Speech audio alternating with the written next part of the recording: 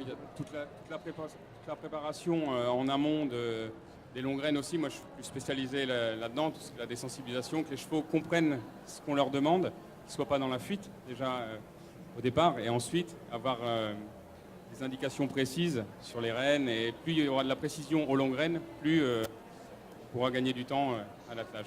Alors, vous parlez de désensibilisation et de longue graine. C'est quoi le lien entre les deux? Il y a un lien entre la désensibilisation et tout ce qu'on va faire avec les chevaux, que ce soit la voltige, on en parlait tout à l'heure.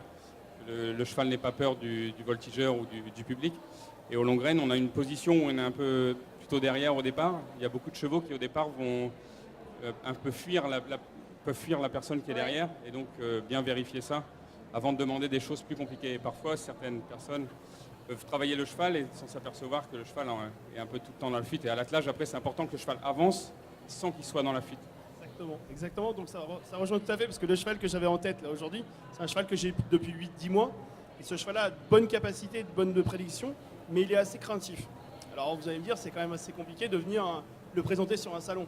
Et bien justement, c'est ce que j'ai recherché. Là, depuis 8 mois, on a recherché le retour au calme, que le cheval en individuel soit calme et serein. Et là, je l'ai mis en épreuve un peu, si vous voulez, en le laissant partir et éprouver le mouvement de fuite. Pour voir, plus on le laisse aller, plus le cheval revient vers nous. Et c'est ce qui s'est passé hier, c'est qu'au début, il a commencé à se tendre un peu fort en partant un peu plus vite. Donc il avait entre la limite, pas loin de la fuite, mais presque. Et dans l'instant qu'il a vu que je le laissais avancer, que je continue à avancer, c'est lui qui a fait le retour. Et là, on a pu commencer à avoir une discussion, si vous voulez, avec le cheval. Et souvent, les chevaux un peu sensibles, ils sont en attente de précision. Ils ont besoin qu'on les guide. Et donc, c'est important aussi de les mettre. Pour vous, Nicolas? C'est vrai que Marina travaille beaucoup aux longues graines aussi, travaille beaucoup à pied. C'est beaucoup de travail à pied, histoire de commencer la discussion à distance. Pas toujours commencer à discuter lorsqu'on est sur le dos du cheval. Essayer de leur apprendre. Des fois, je vois des choses incroyables, moi, qui me dépassent.